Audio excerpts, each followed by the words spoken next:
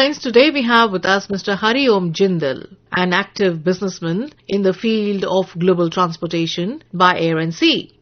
But he started working for the education of neglected children, engaged in rag picking and living in deprived conditions in a slum. His efforts have led to more than 150 children to give up rag picking, and he has been educating them in a very innovative manner. Well, Mr. Jindal, we'd love to hear your story. I was engaged in business of global transportation for almost 25 years. But I was always concerned about the indignity suffered by children born to poor people. I experienced many times that such children were not considered as human beings in India. And I used to wonder that they are also the citizens of this country and they have an important role to play. Why they cannot be given respect? If children are neglected, who are the future of this country, what better future we can have for our country if children are neglected? So this thought was always there in my mind. And then I started writing a book on this issue as to how to bring a justice to such children. So while I was writing a book, I felt the need of studying law. So then in the year 2009, I joined law at the Punjab University at the age of 43. So this legal knowledge was very much important because society these days is structured on the basis of law. So if any solution is to be found, it has to be found within the legal framework. So understanding the structure of the society from the legal perspective was very important to propose a solution to the problems that we were facing in the country. Otherwise, everything would have been ideological situations only. So realistic approach could be when you understand the structure of the society. So to do that, I diverted from my business to the study of law. While I was writing the book and studying law, I lost my father. It was at that time, it was a turning point of my life. A thought dawned upon me that if I have lost my father, what if my life goes away? I will die without fulfilling the wish that God has planted in my mind. That was of writing a book and doing some justice to the deprived children. So immediately I decided to stop my business because my business was becoming an obstacle in the completion of my book and in the studies of my law. So I thought, whatever God has granted, one must live by that. If He has given you a wish, try to fulfill that wish. That is life. So I closed down my business in 2011, and thereafter I started devoting full time on studying of law and as well as for working for reformation in the societies, including engaging with rag-picking children. This is how I diverted from business to legal profession and into the field of social services. I can also see that you have been lovely awards, a state award on 15th of August by the Chief Minister of Punjab, and then you have Rotary Club awards. You even have a Z Media. How encouraging were these awards to you? See, first award is the award of satisfaction, which no other award can replicate or compensate. Rest recognition definitely motivates a person. When society recognizes your efforts, you get more motivated, you want to do more than that. But your internal satisfaction is the biggest award I feel in such activities. What triggered this in you? Well, very important point is that I used to question myself when I used to see injustice being meted out to children born to poor. And even myself, I went through certain situations where I felt that I am not being treated like a human being. So this was a concerning point always. Why a person is not to be treated as a human being? Why only a person with a status is to be respected? Irrespective of the status of a person, every person should be respected as a human being. No child gives birth to himself. If he is given birth by a poor parents, the child has no role in the poverty of parents. Every child requires human dignity. So this was the triggering point where I thought, no, this injustice must go and we need to do something. Unless we do something, nothing will happen. But what intrigued you to get into education field? You see, the transformation of mind take place through education only. Whether you have a mobile phone, unless you are trained how to use the functions, that mobile phone is just a piece of item. The knowledge and information will only enable you to handle it properly. So same is if you want to bring a transformation in the society. How will you bring? When people do not know what the constitution is, what the democracy really means. So these concepts need to be taught to people from the practical angle, not from the theoretical angle. So unless that delivery of education takes place, how are you going to take people along with you for the transformation of the society? We are already 1.21 crore people as per 2011 census. And how many people are illiterate? So if the educated people cannot get the work done in India, what about the illiterate and uneducated people? So unless they are educated, for that I had to get into the literary word, start writing book from a practical angle, so that people know how practically the government functions and how they are related to the government. Yeah, making people aware of their rights is also very, very important. Like you said, if you don't tune the mind and you don't make people literate, it's impossible to do anything. The change of mind and change of situations really matter a lot. So what was your target group which you started with? Well, I had a thought in my mind, and that thought was that how to bring a structural transformation of our country. Because if a child is neglected, he himself is not neglected. He has been neglected by the system. So what is that system? Who's creating that system? Child is not creating that system. Somebody else is creating that system. So what is that system which is causing neglect of children, or which is providing indignity to certain sections of the society? So that system was required to be reformed. So I had to make a study to understand how the system is structured, how it is formulated, what are the defects in those systems, and how they are to be removed. This led me to make a understanding that after we adopted democracy, after the independence of the country, we are being governed by a system of democracy where people are electing their own government. But those who are electing the government, they are illiterate. 70% population lives in slums or in rural area working as daily wagers. Their education level is very low. Unless they are educated, they understand the real concept of democracy, how they are going to vote wisely and elect the right people. And these slum children, after they become 18 years, they are also going to become voters. If they are not educated, they do not know the functioning of the society. They do not know how they are going to realize their rights. So what is the use of having a constitution then? Which was the toughest challenge you faced while stepping into this world of doing this? I mean, from a real big change of business to getting into social work and getting into this education field. Well, if you keep moving with the flow, there is no challenge. Don't fix yourself. Don't make rigid plans. Just keep moving with the flow, because nature has planned certain things for you. Just follow that. Then you don't feel the challenge. Otherwise, if you make a rigid mindset, for everything you will have causes, reasons. You will have questions why this is so and so. You just move, understand things, and work on the solution for that. Then there is no challenge, I feel. So you have had a wonderful one group of children where you said, where I just read about you, that class 3 is like, say, children about 8 years old, 7 to 8 years old? Well, you see, what had happened, the children, when I first met them, they were found at a garbage dump. They were not knowing how to write A, they were not knowing counting, they were not knowing anything. So when I started teaching them, it was a tough process. It was not an easy process, because 5 to 6 months of time was spent to gain their confidence. Let me interrupt you here. When you asked them to write, or when you pulled them out from the garbage area where they were collecting garbage and trying to earn a living with that, because that was very important for them today, even if I come across some rag pickers, it's very important.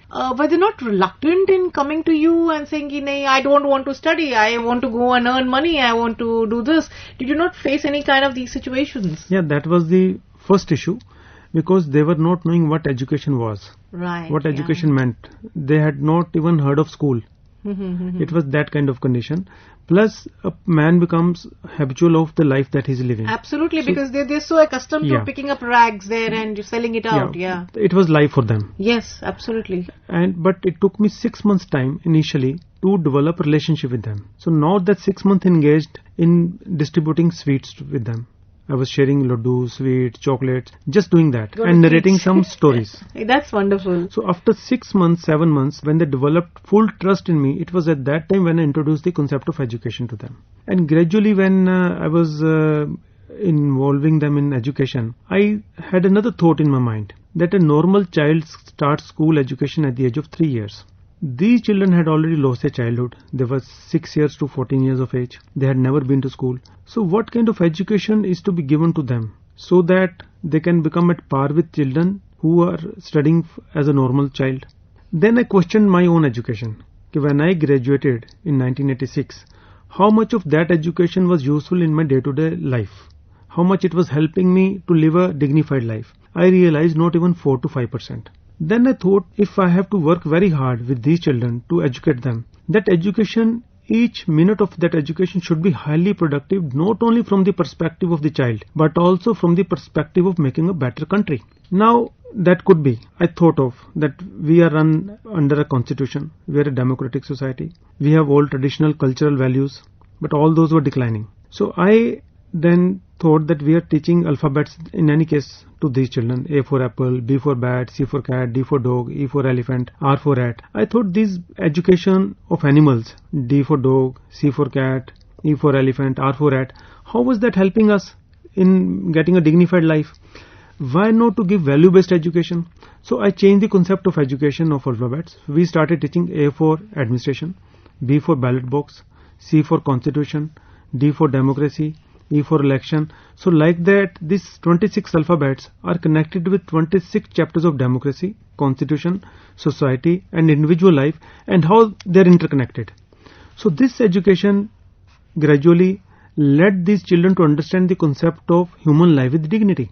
So when they learned this concept of life with human dignity, all these children gave up rag picking completely. None of the child is engaged in rag picking now. Thereafter I had to, since they were also making efforts to uplift themselves, so my responsibility increased, because then if they have prepared themselves to come to this level, I had to take them to next level. So then I thought, why not to give them a formal education also. It was at that time I enrolled them in National Open School program, and recently 6 children from the first batch have cleared 3rd standard exam. 5 years back they were not knowing how to write ABC.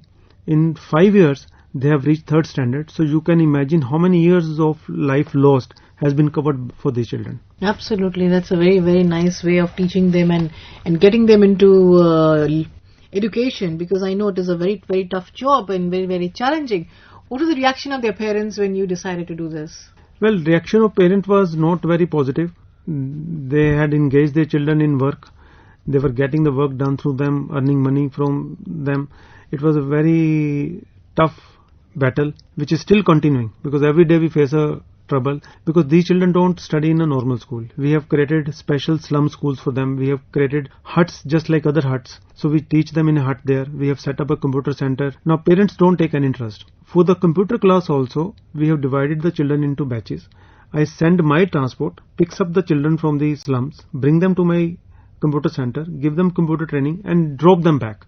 It's all my responsibilities. And then teaching these children at the slum areas, developing a team of teachers, training the teachers, because this education is different, which is not normally available, and delivering them to these children is all very tough. And then we face the problem that when the children are studying, the parents suddenly come, some relative comes there, they pick up the child and go make tea. So we allow all the flexibilities. If there's a water supply coming, they want to wash clothes, we'll allow them. You wash clothes and come back. So we have kept the flexibility so that whatever time is available, that time is utilized to studies, and parents are also happy the work is being done, and side by side children are studying. So this is how we are managing. So it is in their relaxed times that they come to you and they are able to study, at the same time not neglecting all the other activities. Yeah, I said that we have not created rigidities. Okay. The moment we create rigidity, this system will fail.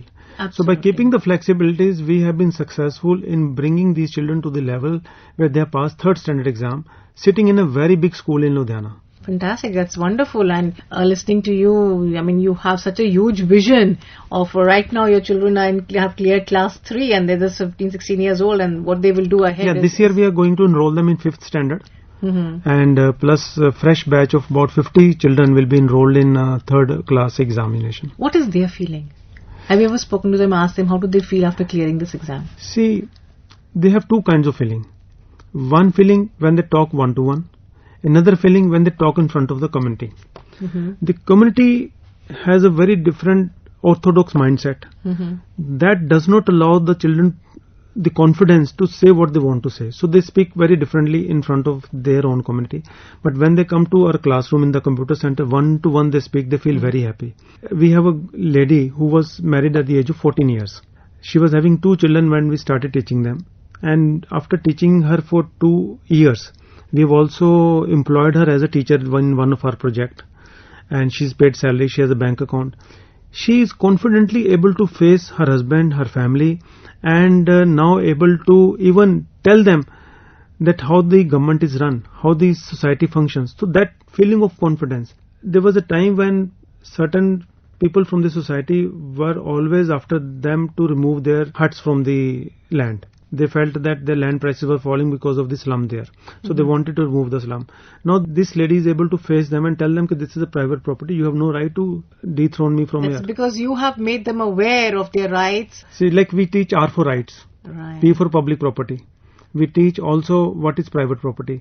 These children can tell you what tax is, how the taxes are collected, what is the ownership right, what is theft. All those concepts, democracy, election, vote, all those things can be explained by these children very well, which sometimes even students of +2 standard of CBSE affiliated school who visit us at the slum for a visit, they are not able to understand.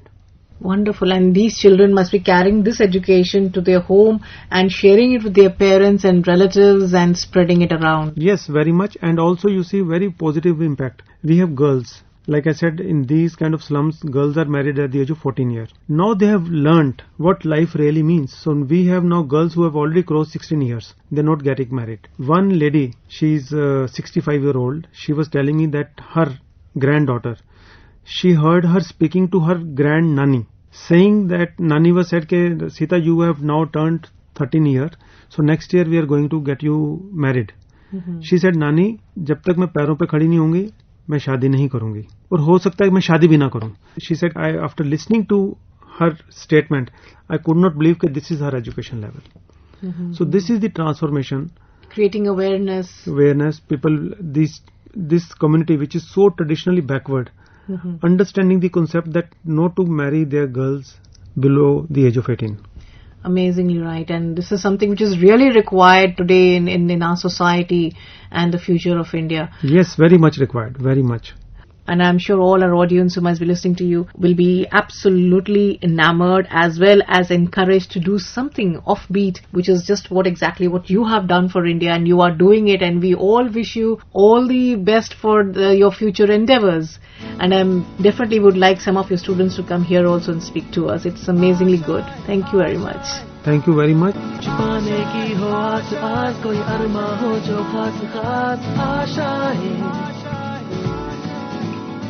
हर कोशिश में हो बार बार करे दरियाओं को are पार आशाएं